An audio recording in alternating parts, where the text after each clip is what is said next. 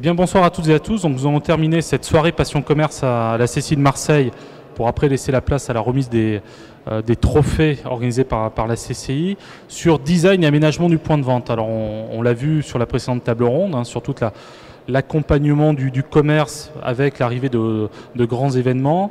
On voit aujourd'hui, dans le retour de la grande distribution en centre-ville, de nouveaux concepts de magasins très designés, avec un aménagement travaillé, des éclairages qui ne sont plus de simples tubes à néon dans les rayons, mais on voit que des groupes, des enseignes qui avaient peut-être pas forcément investi beaucoup d'argent il y a quelques années dans l'aménagement du point de vente, aujourd'hui font un gros travail. Et donc nous allons voir avec nos différents intervenants quel est l'impact du design, comment s'y préparer et comment travailler pour faire du design et de l'aménagement du point de vente, peut-être aussi en liaison avec les enjeux de l'accessibilité, ça a été évoqué tout à l'heure. Ce ne sont pas seulement les personnes handicapées, ce sont les personnes âgées, les gens qui à un moment donné ont un plâtre, donc de faciliter un petit peu tout ça. Mariam Kat, je vais d'abord ouvrir avec vous cette table ronde si vous êtes d'accord. Est-ce que vous pouvez donc vous êtes élu à la Chambre de commerce et d'industrie de Marseille-Provence, est-ce que vous pouvez nous parler du projet Commerce Design Marseille? Qu'est-ce que c'est et ça s'adresse à qui? Commerce Design est un projet que nous avons hérité de Montréal, parce qu'il y avait à Montréal une désaffection pour les artères de la ville. Et ils se sont rendus compte qu'en faisant un concours où pouvaient concourir tous les lieux de vente qui s'étaient rénovés, à condition qu'ils se soient rénovés avec l'aide d'un professionnel, et ça c'est absolument indispensable. Et ce concours donner certains lauréats, et les lauréats qui avaient donc gagné avaient une augmentation de leur chiffre d'affaires sensible. Donc nous avons importé ce concours depuis 5 ans déjà, avec un énorme succès. D'abord parce qu'il y a énormément de points de vente qui se refont et qu'on a un choix considérable dans notre ville. Alors vous parliez de croissance du chiffre d'affaires. Moi, sur une étape précédente de Passion Commerce à Quimper, un intervenant disait que 30% des commerçants sur les études qu'ils mènent sur différents territoires vivent très bien la crise parce que leur chiffre d'affaires augmente. Et il disait tout simplement parce qu'ils ont refait leur point de vente dans les 3 dernières années. Est-ce que vous, aujourd'hui, sur le projet, vous mesurez pour des commerçants qui sont passés dans le dispositif de la Chambre de commerce et d'industrie, un retour sur investissement, parce que c'est la question que tout le monde se pose. C'est une évidence. C'est une évidence. Nous avons fait une étude économique, puisque nous avons quand même 5 ans d'expérience maintenant, et on peut dire avec certitude que la moyenne d'augmentation du chiffre d'affaires est de 24%. Donc 24% c'est quand même de croissance du chiffre d'affaires quand on a bien, et c'est pas un simple coup de peinture, je suppose. C'est une moyenne. Voilà, c'est une moyenne, mais ça veut dire quand on a un vrai projet de reconfiguration de son espace de vente, ça génère de la croissance. Oui, bien sûr. Il y a un retour sur investissement absolument incroyable. Mais je dois dire aussi que ça n'est pas la somme que l'on a mise au mètre carré, ça ne dépend pas de la somme que l'on a mise au mètre carré. Ça dépend de l'ingéniosité du décorateur, architecte qui a revu le concept ou créé le concept. Alors, c'est ce qu'on Mais ça n'est pas une question d'investissement important. D'accord, c'est ce qu'on a entendu sur différentes étapes de Passion Commerce, c'est cette idée d'expérience, de faire vivre une expérience aux consommateurs. Donc c'est ce que vous dites, même avec peu de moyens, à partir du moment où le magasin est bien reconfiguré, où le consommateur va se sentir à l'aise, où il va se sentir dans une ambiance agréable. C'est une question d'éclairage, c'est une question de circulation à l'intérieur du lieu de vente, c'est une question d'adéquation entre la décoration et la présentation de ce qu'on vend et ce qu'on vend. Et ça, c'est absolument capital, et c'est pour ça que les commerces ont besoin d'un professionnel pour faire ça. D'accord. Alors justement, Didier Bertrand, vous êtes lauréat, je crois, de ce concours, et vous êtes agent immobilier. Alors moi, j'avais une image, on en a parlé en préparant l'émission. Aujourd'hui, les agences immobilières un peu up-to-date, elles ont plein d'écrans plasma où les annonces tournent. Mais je ne pensais pas que le design et l'aménagement du point de vente était un élément important pour un agent immobilier. Pourquoi est-ce que vous êtes rentré dans ce dispositif-là ? Alors, pour nous, c'était à la fois une évidence et une cohérence. Alors l'évidence, c'est quoi ? C'est si un agent immobilier dont le métier est de s'intéresser à l'immobilier n'est pas lui-même, c'est comme le cordonnier, c'était une évidence. Il fallait obligatoirement que notre lieu de vente, notre point de vente, qui est un des moyens de rentrer en contact avec notre client, soit notre image. Et c'est là où on arrive. C'est de la crédibilité. C'est je suis agent immobilier, j'ai donc je dois être point de mieux vente. chaussé. D'accord. C'est évident. Et surtout, après, c'était une cohérence, c'est que chez nous, nous proposons un nouveau service, une nouvelle façon de voir ce métier qui, effectivement, en termes d'image, n'est pas forcément le mieux loti. Et donc, on a voulu, à travers le point de vente, matérialiser cette nouvelle génération, on va l'appeler comme ça, d'agences immobilières. Alors concrètement, je rentre chez vous, quelle expérience je vais vivre? C'est-à-dire comment est aménagé votre point de vente? En quoi il se différencie des autres agents immobiliers? Alors, en fait, il traduit simplement notre façon de voir ce métier, c'est le professionnalisme et l'humain. Alors, le professionnalisme, c'est parce qu'il y a un certain nombre de gens qui ne sont pas professionnels dans ce métier, donc il a fallu le traduire par les murs. Et puis, deuxièmement, l'humain, c'est que, modestement, notre métier, c'est d'accompagner, que ce soit au niveau des habitations qu'au niveau des professionnels, d'accompagner tous nos clients dans leur vie immobilière, dans leurs projets immobiliers. Et donc, on a demandé à l'architecte et au designer, donc derrière le mot design, Marianne l'a dit, c'est pas un gros mot. Le mot design, c'est décoration, c'est aménagement à l'intérieur complètement du point de vente, à savoir pour le client, pour les salariés. Et la meilleure façon, la meilleure récompense en fait derrière ce concours, c'est que les clients nous disent on est bien chez vous, et il y a une cohérence entre ce que vous amenez comme service et la réalité des lieux. D'accord. Marianne, est-ce que vous pouvez nous... Donc là, on a vu un exemple un peu étonnant d'un agent immobilier. Les catégories qui s'inscrivent dans cet appel à projet, ce sont plutôt des magasins de... Enfin, c'est tout type de magasin, c'est l'équipement de la personne, l'équipement de la maison. Ça s'adresse à tout le monde, Il y a des artisans, il y a eu d'ailleurs pas mal de lauréats qui étaient des artisans. Boulanger, le premier, ça avait été un boulanger. Il y a pas mal de métiers de bouche, pas mal de restaurateurs, parce qu'ils savent très bien que si on se sent bien à l'intérieur de leur établissement, indépendamment de ce que l'on y mange et de ce qu'on a dans l'assiette, parce qu'il ne faut pas oublier le design culinaire aussi, qui est excessivement important. Et puis, il y a absolument tous les lieux de vente et aussi les services. Les lieux de service qui ont besoin d'être designés et qui ont de très bons résultats à partir du moment où ils ont fait attention à leur aménagement, à leur agencement. D'accord. Prochain objectif sur ce dispositif, c'est d'avoir de plus en plus de lauréats, c'est d'accompagner ceux qui ont déjà été lauréats. Enfin, c'est surtout d'avoir un degré d'excellence. Et c'est ça qui est important. On s'est rendu compte que, au fur et à mesure, les lauréats étaient de plus en plus performants. Et ça, c'est bien. Et surtout, qu'ils ont tous fait tache d'huile parce que dans les rues, ceux qui ont été récompensés ont une fréquentation beaucoup plus importante. Et le voisin se dit, tiens... la fréquentation est plus importante, le chiffre de vente a augmenté, pourquoi pas moi? Je vais faire appel à un professionnel. Et nous, Chambre de commerce, nous sommes là pour promouvoir les deux professions. L'expert, designer, architecte et décorateur et le lieu de vente, le commerçant. D'accord. Alors, Marianne Timberguin, justement... il était dit, les commerçants se challengent entre eux, c'est-à-dire dès qu'il y en a un qui a refait le point de vente, ça peut soit susciter l'envie des autres de dire tiens, je vais moi aussi faire la même chose, peut-être de la jalousie. Comment on gère ça au niveau d'une fédération? On pousse tous ses adhérents à rentrer dans le dispositif? On accompagne effectivement une initiative comme Commerce Design, puisqu'aujourd'hui on a au sein de la fédération Marseille Centre 800 commerces qui sont rassemblés et 12 associations que nous accompagnons et que nous aidons dans leur réflexion pour faire progresser effectivement le niveau de qualité d'accueil, mais aussi l'amélioration de tous les points de vente. Alors aujourd'hui, les questions portent sur quoi? Sur l'aménagement du point de vente? C'est l'accessibilité, c'est l'éclairage, enfin, est-ce qu'il y a un sujet qui revient prioritairement? c'est trouver le bon professionnel, lutter contre les idées reçues, parce que bien souvent on imagine ne pas pouvoir faire appel à un architecte, ne pas s'autoriser effectivement un projet ambitieux. Là, Commerce Design a démontré que c'était possible. Comme le disait Marianne, il faut aussi avoir des idées quand on n'a pas forcément un budget très important à consacrer.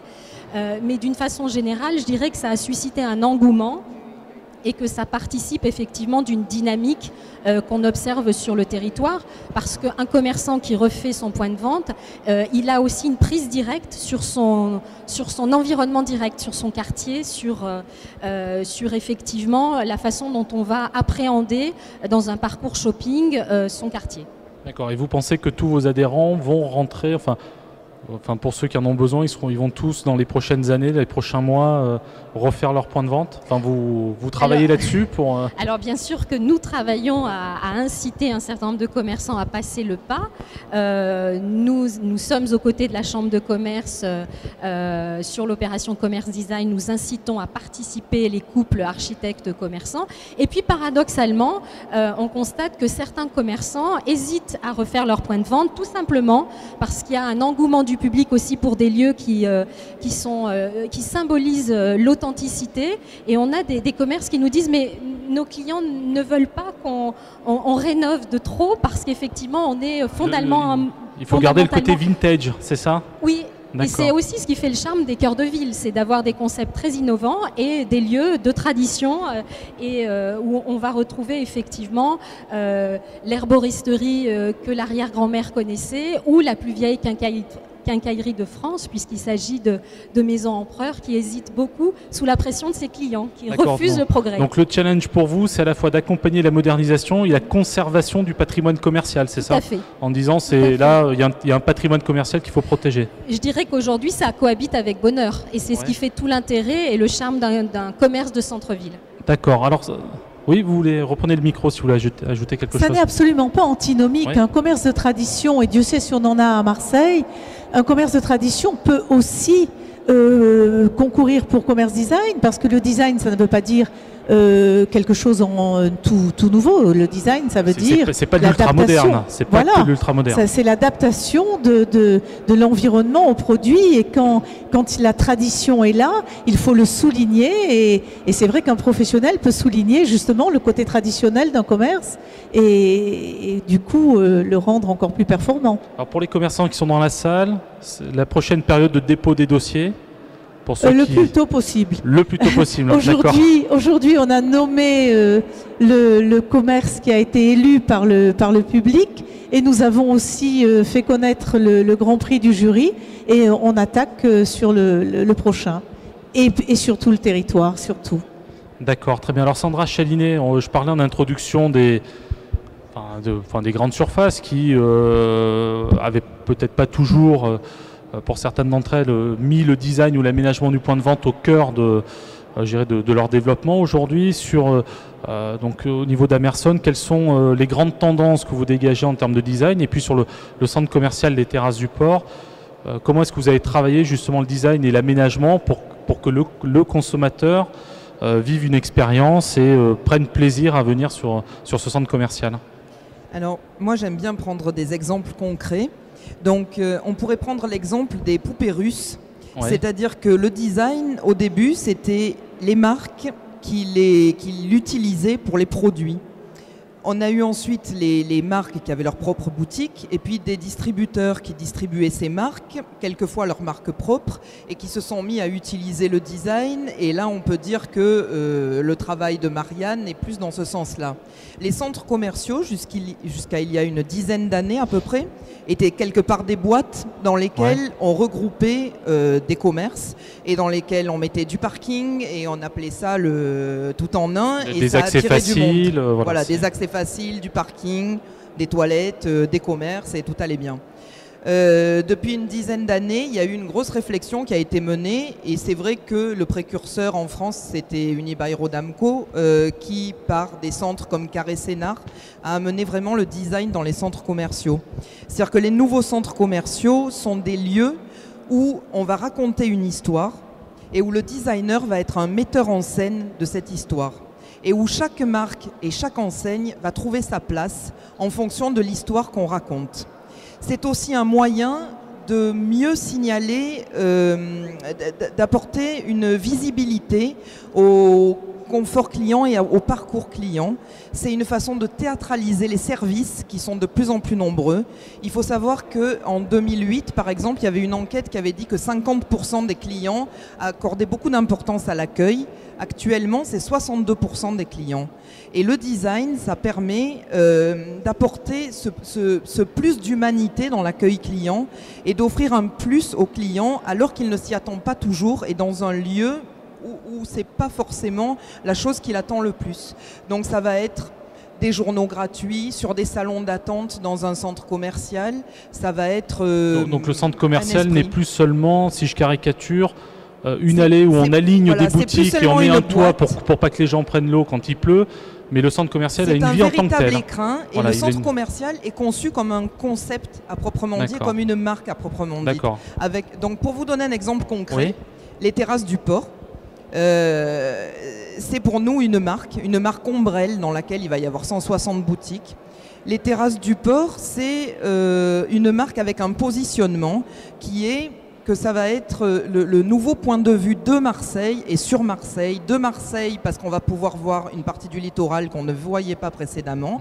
Et sur Marseille parce qu'il apportera une modernité et un confort qu'on ne connaît pas à Marseille pour l'instant, même si d'autres villes en France le connaissent. Ce positionnement, il est décliné en valeurs et un des leviers pour exprimer ces valeurs et ce positionnement, c'est le design.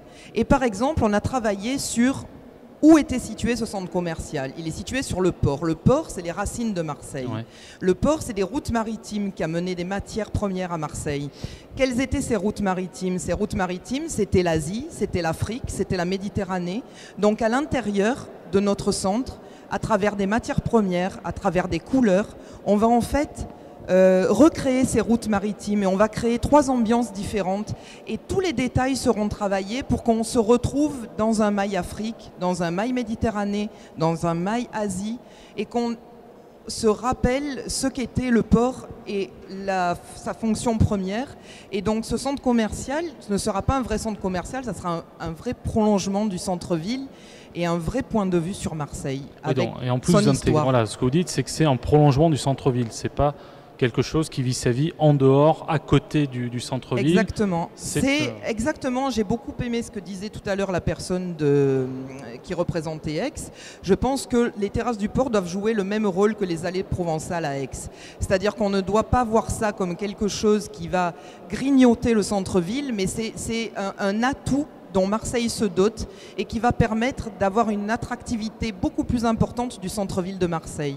Donc c'est pas juste des paroles, c'est aussi des actes. C'est-à-dire qu'Amerson va investir 500 000 € par an pendant 4 ans à partir de 2014, notre date d'ouverture.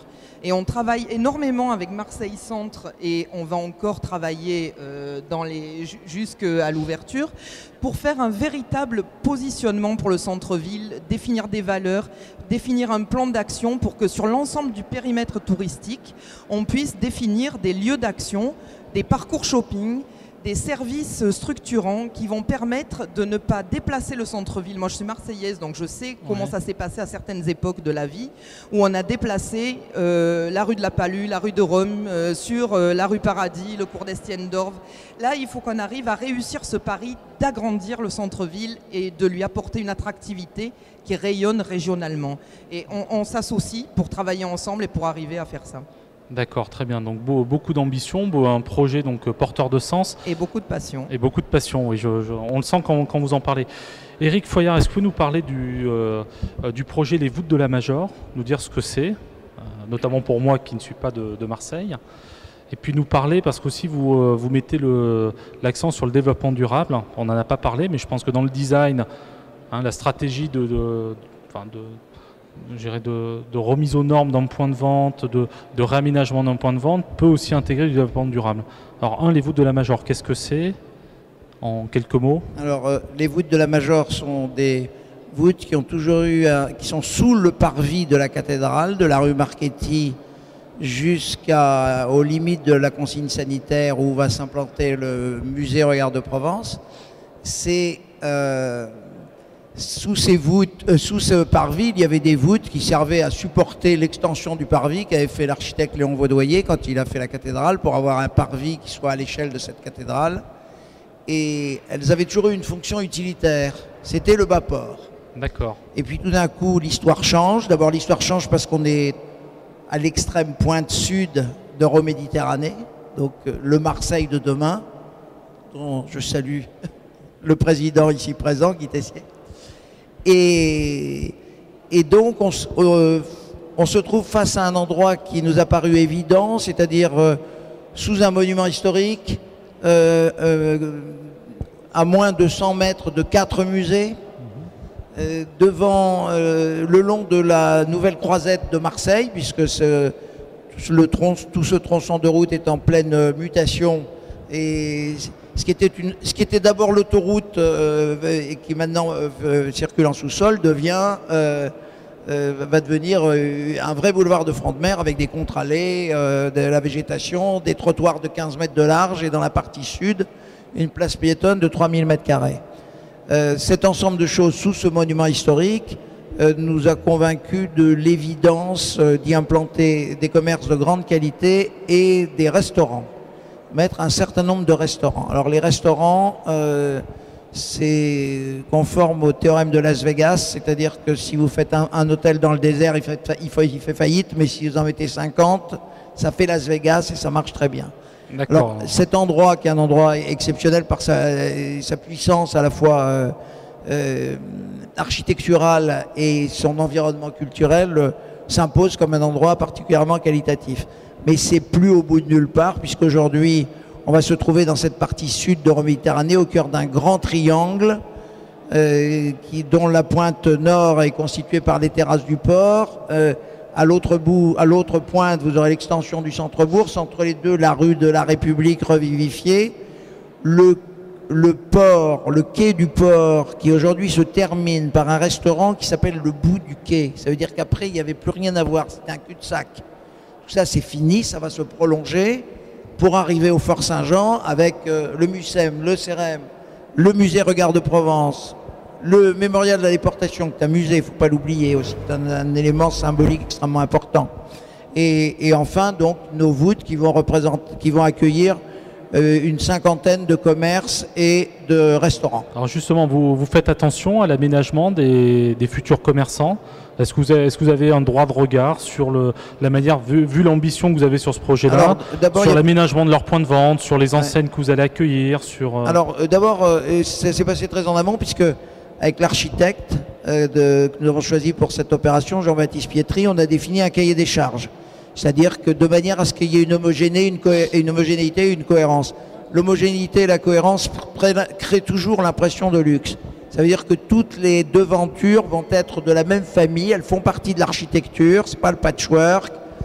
Toutes les tentes qui s'avancent avec les enseignes seront designées de la même manière, ce qui n'empêche pas chacun d'avoir droit à la personnalité de sa marque. Ouais. Mais vous créez une unité d'espace, le consommateur va venir, il va retrouver, il va y avoir une unité globale dans... Absolument.